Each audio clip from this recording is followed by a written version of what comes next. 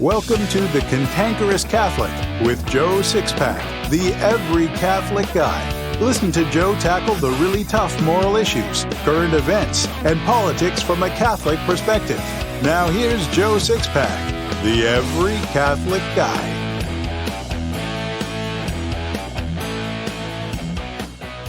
Hello again, Sixpackers, and welcome back to the Cantankerous Catholic, episode 41. This will be a highly listened to episode just because of the title alone. We're a sex-crazed culture and society.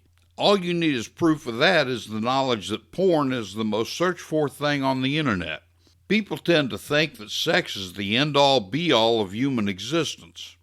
It's not, of course, but sex is a beautiful thing if performed within the boundaries of natural and divine law. We're going to talk about and explain those boundaries so you can better form your conscience when we come back. Hey, I want to talk to you a moment about some really hard realities Joe Sixpack, the every Catholic guy, is facing. Don't worry, I'm not going to ask you for money, but I am asking for your help. Everything I do for Catholic lay people is free.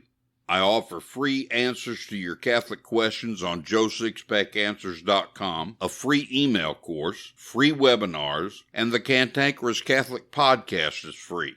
I do this for you because I see each six-packer as my family, and taking care of one another is what family does. My concern, of course, is for your soul, to help you become a better Catholic and attain heaven. Until recently, I'd always been able to generate enough revenue to cover my monthly expenses, but costs on almost everything have gone up. You'll notice about 3 months ago I began putting display ads for Catholic merchandise in the sidebar of the Cantankerous Catholic website on several pages. Those are Amazon ads, and I get a small commission when you click on those ads to shop at Amazon. Amazon is threatening to shut me down because they're not getting enough business through my ads. If I lose the ability to advertise for Amazon, I lose money to help pay for my ever-increasing costs, and that'll eventually cause me to give up Joe Sixpack, the every Catholic guy. I try to change the ads every few weeks. Since Amazon is the world's largest retailer, I'm fairly certain you shop there. You may not be at all interested in the things I show you in those ads, but if you click one of the ads and buy anything else on Amazon, I still get a small commission on your purchases. So I'm asking you to do me a favor by clicking on one of those ads in the sidebar of the Cantankerous Catholic website the next time you need to shop on Amazon, rather than going directly to the Amazon site.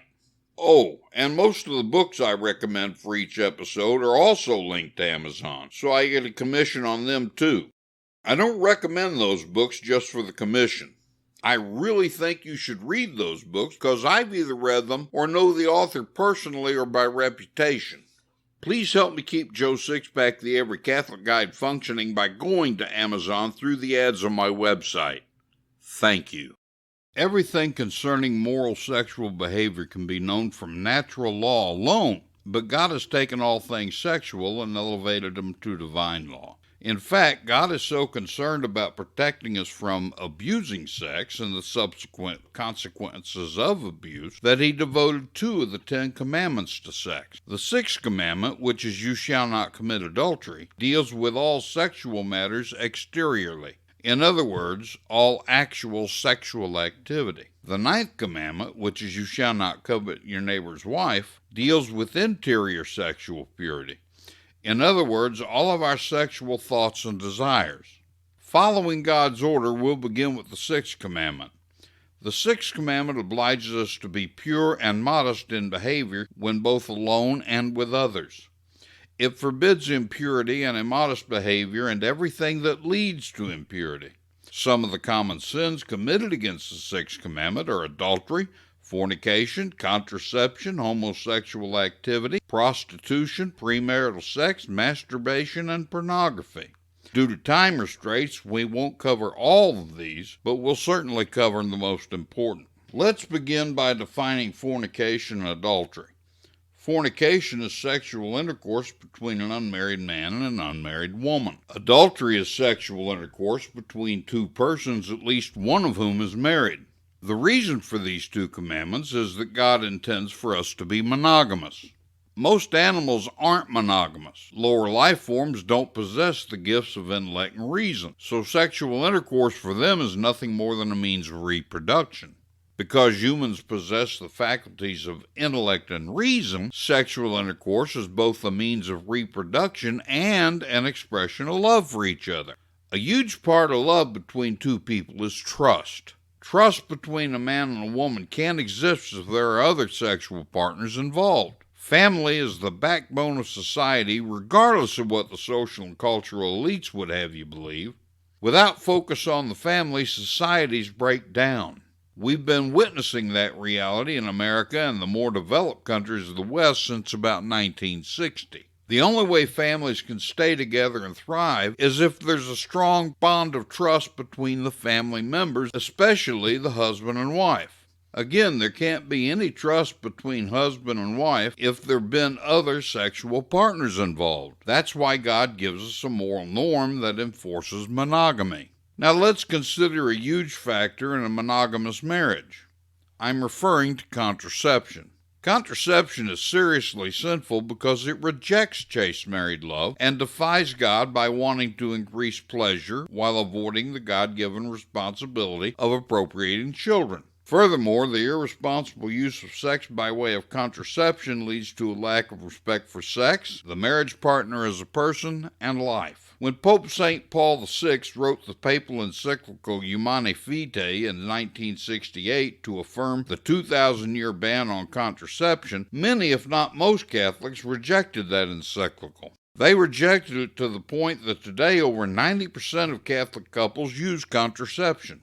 In 1995, Pope St. John Paul II wrote Evangelium Vitae as a reaffirmation of Humanae Vitae and to try to get Catholic couples to stop offending God and committing mortal sin. Obviously, it didn't work. Not only was Pope Pius XII right when he declared that we've lost our sense of sin, but modern Catholics have bought into the lie that contraception is an easy way of spacing out births. I strongly recommend reading these two encyclicals. For less than $10, you can get both of them from the Daughters of St. Paul.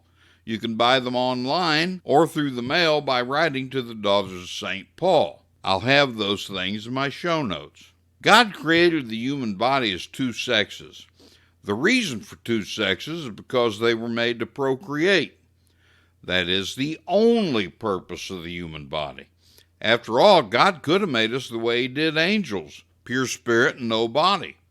But He chose to create us in such a way as to allow us to cooperate with Him in the generation of human life. The very first commandment God ever gave to the human race was to be fruitful and multiply. This isn't something He gave humans as a suggestion, as we see in Genesis 38, 1 through 10. Just as God wiped out the cities of Sodom and Gomorrah for the perversions of the people there, so too did He kill Onan for his sexual perversion of not being open to the transmission of human life. It is indeed a sexual perversion to practice artificial contraception. Now, what does that make the practitioner of artificial contraception if it's a perversion? You do the math. To say it's a sexual perversion to practice artificial contraception and its adherents are perverts is a tough pill to swallow, but it merely follows the physiological model of natural law. Homosexual activity, masturbation, and artificial contraception are all three sexual perversions, and Catholics are forbidden to participate in these perversions, not just by the Catholic Church, but by God Himself. Despite that, statistics show that over 99% of Catholics who divorce were using artificial contraception in their marriage. The most common artificial contraception is the pill. The pill is evil morally, ethically, and medically. It condemns women to a premature death, impedes the conception of children, and destroys life in the womb. Furthermore, the use of the pill leads people into other immoral sexual activities that lead to eternal punishment in hell. None of this is new under the sun. From the very beginning of the Church's inception, she has taught that artificial contraception is evil. Yes, she has taught that for 2,000 years. And all of the non-Catholic Christian religions taught the same thing as well until the Anglican Lambeth Conference in 1930. So acceptance of the idea that we could defy God and impede the procreation of children is not yet 100 years old. By the way, by logical extension, any sexual activity that prevents possible conception of the child is morally evil and forbidden. Therefore, oral and anal sex to ejaculation are forbidden. They're acceptable as foreplay, but not to ejaculation. Personally, I think that participating in those activities as foreplay is foolish, because chances are high that ejaculation will end up happening anyway. When I talk about contraception, thinking people almost always ask if fertility drugs are morally acceptable. The reason is that if a pill or gadget in the conjugal relationship is immoral, then maybe fertility drugs aren't morally acceptable either. The answer is that fertility drugs are morally acceptable. In fact, the Catechism of the Catholic Church says that research aimed in reducing human sterility is to be encouraged. These same people often ask about other means of overcoming sterility. They ask about the use of sperm or an ovum from a third party, a surrogate mother, and in vitro fertilization, often called test tube babies. According to the Catechism of the Catholic Church, in vitro fertilization is evil because it dissociates the sexual act from the procreative act. Use of the sperm or an ovum from a third party is also a condemned practice. Regarding that, the Catechism of the Catholic Church says techniques that entail the dissociation of husband and wife by the intrusion of a third person other than the couple are gravely immoral. Although contraception is a perversion of nature and morally wrong, the spacing out of births isn't. In other words, the Catholic Church certainly doesn't promote the idea that couples have to have as many kids as possible. Serious reasons for spacing out births may come from physical or psychological conditions of the husband or wife, or from external conditions. However, selfishness is always a sinful motive. Are there methods of birth control that don't offend God? Sure, there are natural methods of birth control that don't offend Him if used for the right reasons. These methods are called natural family planning, or NFP. Natural family planning refers to several methods that are in conformity with the biological harmonies God's impressed on the human nature. These methods use no chemicals nor gadgets. They're based on sound scientific knowledge, and they're completely harmless, reliable, and healthy. I always recommend two resources. The first is Natural Family Planning International, founded by John and Sheila Kipley, the two foremost experts in natural family planning techniques in the United States. They offer a free natural family planning guide utilizing all the current research in this type of family planning. The second is the Creighton model fertility care system. Creighton can be used for both avoiding pregnancy and achieving pregnancy for people who are having trouble with that. I'll give the website addresses for both of these in my show notes. Natural family planning is morally and religiously acceptable if rightly used. Now, by rightly used, I mean that natural family planning requires the use of intelligence and self-control, and that it should only be used when married people have serious motives for spacing out births, which I mentioned earlier. Now let's talk about the perversions of homosexual activity, masturbation, and premarital sex. Although it's hardly necessary, I want to define what homosexual activity is in order to make sure we're all reading off the same page. Homosexual activity is sexual relations between people of the same sex. Homosexuality is a gravely disordered condition, and homosexual activity is always mortally sinful. It's never okay. The Catechism of the Catholic Church says, basing itself on sacred scripture, which presents homosexual acts as grave depravity, tradition has always declared that homosexual acts are intrinsically disordered. They are contrary to the natural law. They close the sexual act to the gift of life. They do not proceed from a genuine affective and sexual complementarity. Under no circumstances can they be approved. It's important to remember, though, that it's homosexual activity that's immoral, not the homosexual person. although being homosexual is disordered, as long as the homosexual lives a chaste life, it's no more immoral to be a homosexual than it is to be a heterosexual. It follows that everything else in LGBT ideologies are immoral and perverted.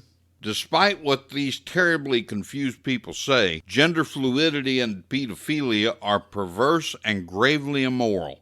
The next thing is masturbation. According to the Catechism of the Catholic Church, masturbation is the deliberate stimulation of genital organs in order to derive sexual pleasure. Both the magisterium of the Church, in the course of a constant tradition and moral sense of the faithful, have been in no doubt and have firmly maintained that masturbation is an extrinsically and gravely disordered action. Finally, let's talk about premarital sex before moving on to the 9th commandment. Premarital sex is sexual intercourse before marriage founded on the error that in it consists the total commitment of the future spouses. Such sexual relations are mortally sinful because sex is reserved for the bond of matrimony. Because sex is reserved for the bond of matrimony, there's no such thing as recreational sex or friends with benefits. Well, I guess there are such things, but they violate both the natural and divine laws. Now let's talk briefly about the 9th commandment, you shall not covet your neighbor's wife. This commandment obligates us to be pure in all our thoughts and desires. It forbids all deliberate, impure thoughts, intentions, imaginings, desires, and feelings deliberately aroused or indulged in. This means we have to preserve chastity at all costs. The main dangers to chastity are laziness, unbridled curiosity, bad company, excessive drinking and drug abuse, immodest dress, like you see at Mass all the time, pornography, suggestive music, and obscene talk. I waited until mentioning the 9th commandment before talking about pornography because this is the only sexual perversion that's covered by both commandments. Yes, pornography is a perversion, so users of it are perverts. Pornography is a perversion on multiple levels. There are always victims in the production of pornography. I'm given to understand that the women in porno films are well paid, but there's an incredibly high rate of drug addiction and suicide among them. Of course, child porn creates victims among every child used, stripping them of their innocence. Those who use pornography, whether it's videos or magazines, are really guilty of voyeurism. Anyone who gets a kick out of watching other people engage in sexual activity are as perverted as anyone can get. As I said, we have to preserve chastity at all costs. Preserving our chastity is simple, but it's not easy.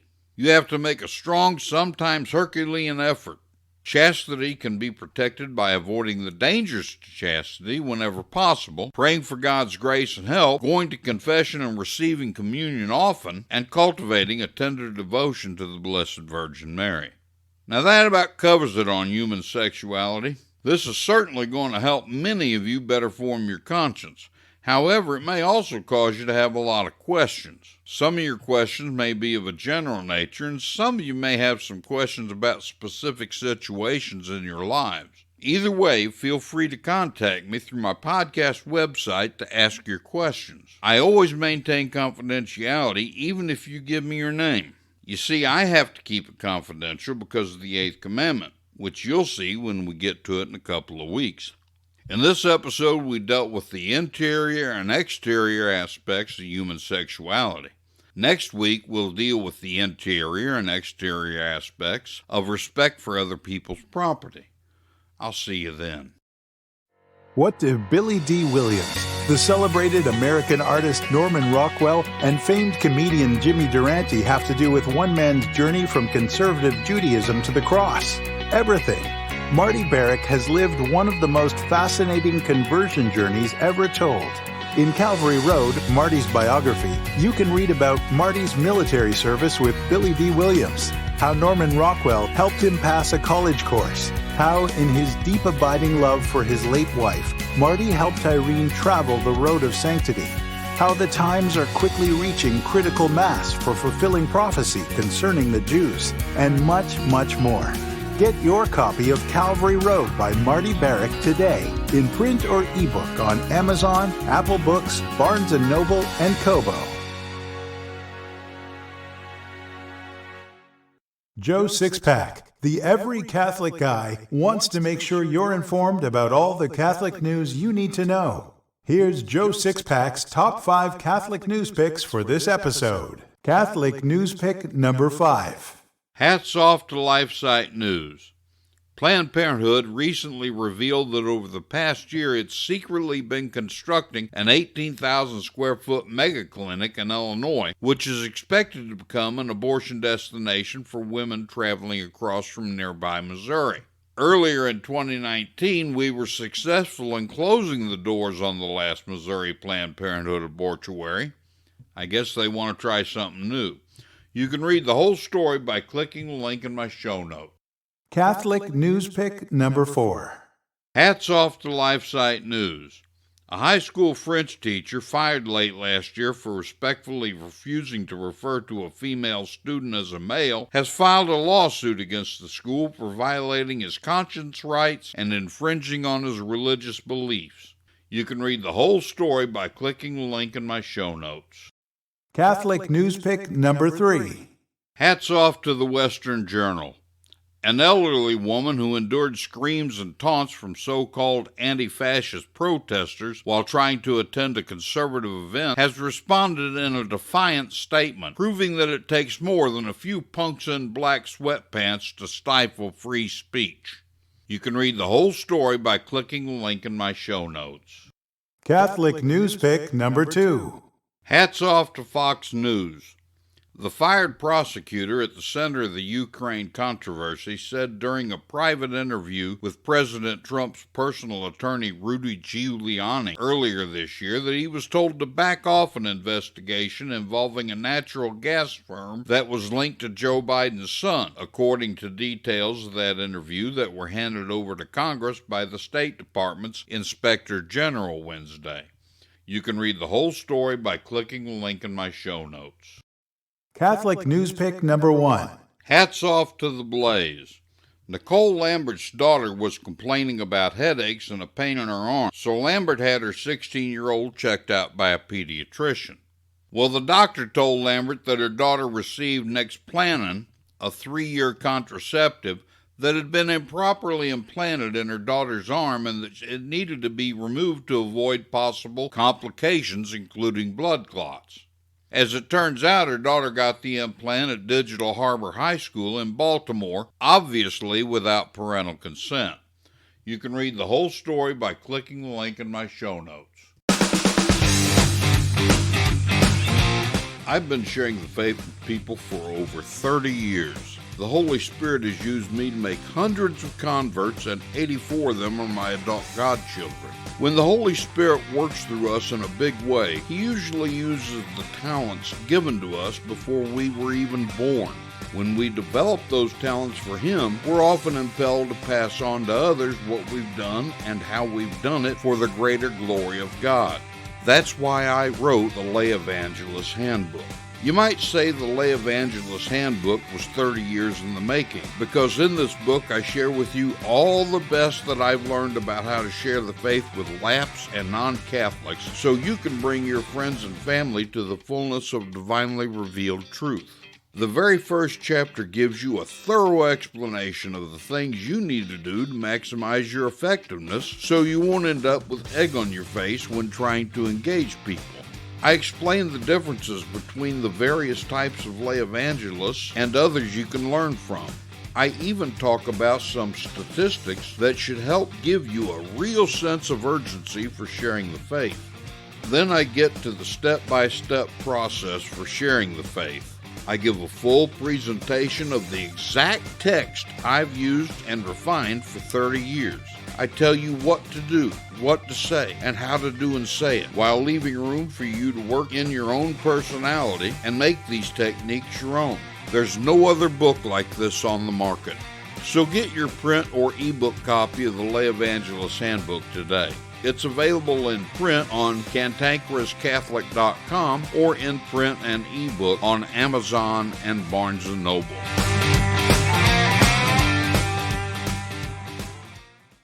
Warning to snowflakes. If he thinks it, he says it. It's time now for Joe Sixpack's Common Sense Catholic Commentary. World War III is underway. It's being fought in almost every nation of the world. No, guns and bombs aren't being used, yet. The war has as its objective the minds and souls of every living person.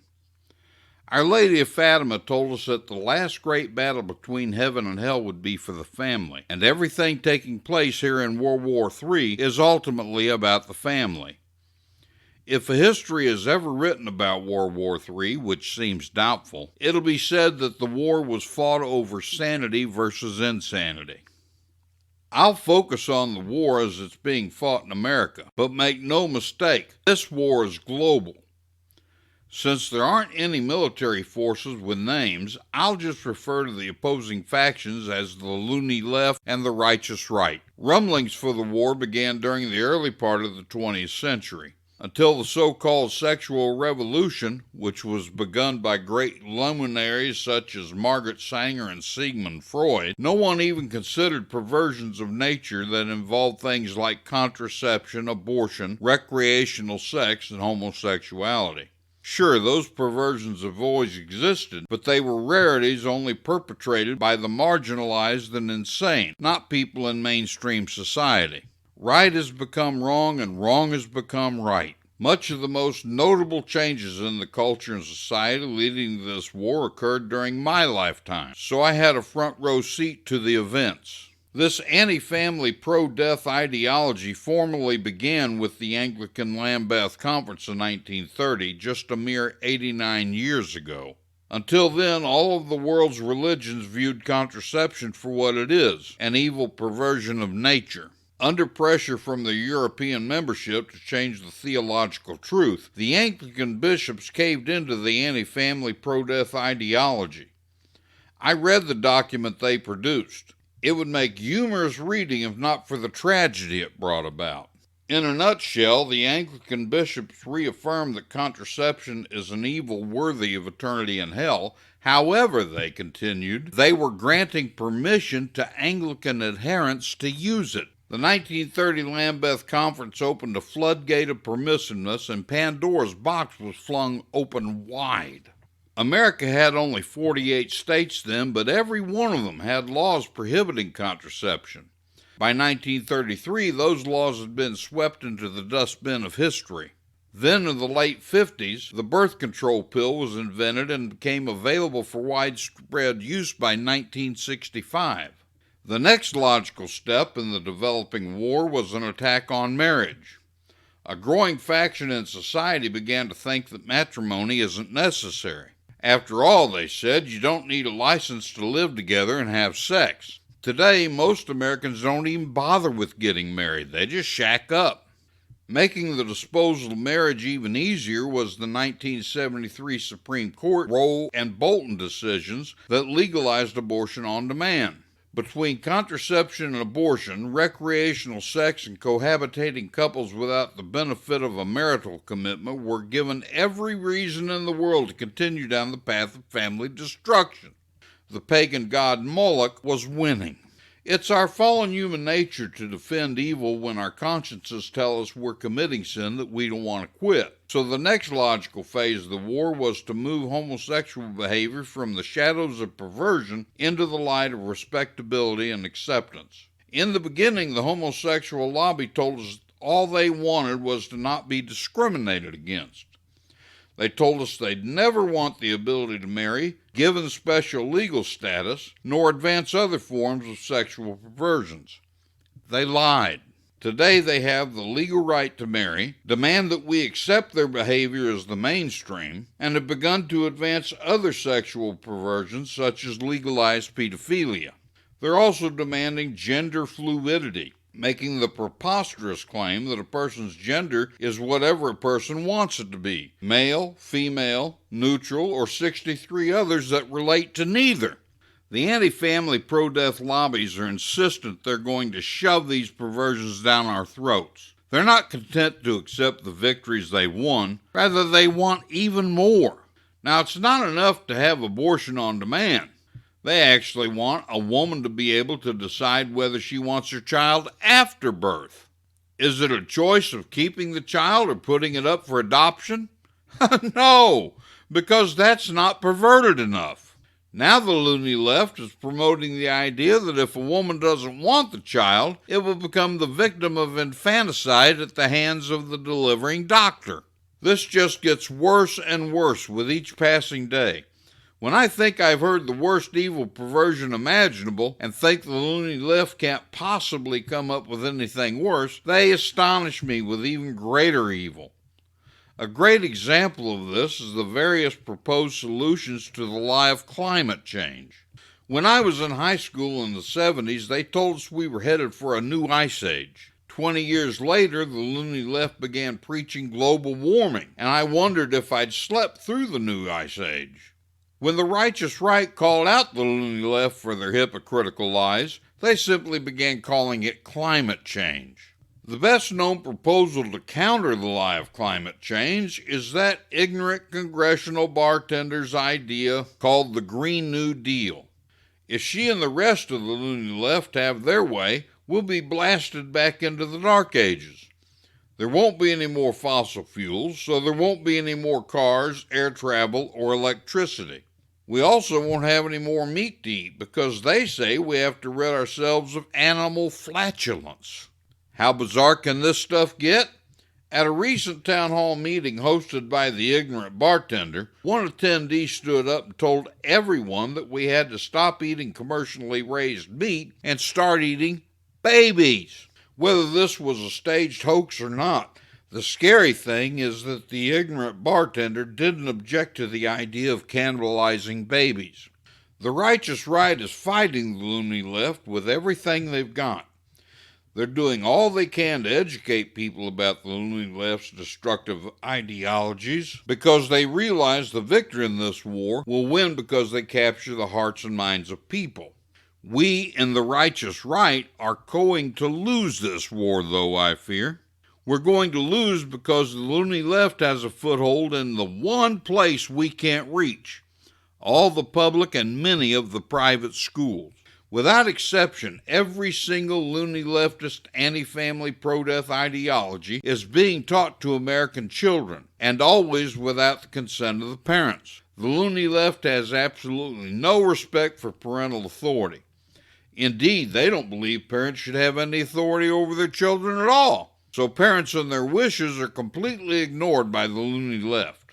You might think that there are still plenty of teachers who disagree with this insanity, and you'd be right. The problem is that school districts across the country are purging teachers who aren't on board with the loony leftist anti-family pro-death agenda. For example, a teacher in Virginia was recently fired for refusing to call a female student a boy, the gender she wanted to be identified as. This is just the most recent purging event, at least the one we know of because the media won't report it.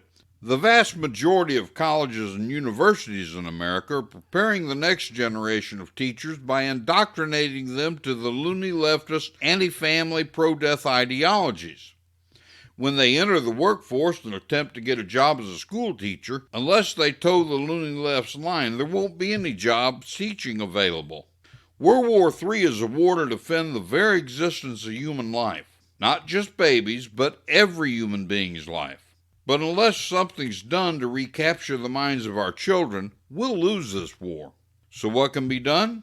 Well, for starters, grow up. There are very few adults in America.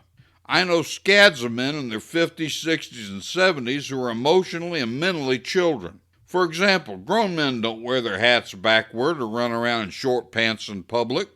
10-year-olds do that. This example doesn't have anything to do with actual maturity, but it's an outward sign of what's inside a man's mind and heart. Secondly, be a parent. We produce too few children these days. There aren't enough kids being born to care for your generation when you get to be my age. Quit selfishly focusing on material things and start being fruitful and multiply, which was the very first commandment God gave to the human race. Then try becoming actual parents. A parent places his children above everything else except God. Actually rear your children in the nurture and admonition of God. Yes, that means you'll have to spank them from time to time, which means you can't be your children's buddy. If you want more detail on the things you should and can do, don't hesitate to reach out to me through the Cantankerous Catholic podcast website. If you think you can just sit on the sidelines and merely be an observer in World War III, you're wrong. You have to get involved in the fight. If you fail to get involved, you're guilty of helping the loony left promote their anti-family, pro-death agenda. Is that really what you want to try to explain to Jesus when it's time to face his judgment? I believe a really great way to teach the faith is through stories, parables, and anecdotes. So here's today's story. Jesus once said that the kingdom of heaven is like a king who made a wedding feast for his son. He sent his servants to call in those invited to the wedding feast, but they wouldn't come. He sent out other servants to invite the people, but they paid no attention to them. So the king punished those people. The king told his servants to gather everyone they could find and bring them to the wedding feast because everything was ready. The king went in to see the guests. He saw a man who didn't put on a wedding garment. The king said to him, "Friend, why did you come here without a wedding garment?" The man didn't know what to say, so the king said to his servants, "Tie his hands and feet and cast him into the darkness, where there will be weeping and gnashing of teeth." The king in this parable is God the Father. Jesus is the Son the king held the wedding feast for. The wedding feast itself is the Holy Eucharist, where you receive the food for your soul. You're invited to receive Holy Communion, but you have to be in a state of sanctifying grace. If you receive communion in mortal sin, you commit a sacrilege. Then God will ask you why you didn't come wearing a wedding garment. If you should die in that state of sin without contrition, God will have to say to his angels, "Cast him into the darkness where there is weeping and gnashing of teeth." That would mean eternal punishment. This has been the Cantankerous Catholic with Joe Sixpack, the Every Catholic Guy. Thanks for subscribing, and be sure to visit CantankerousCatholic.com to get your free copy of Joe's popular book, The Best of What We Believe, Why We Believe It.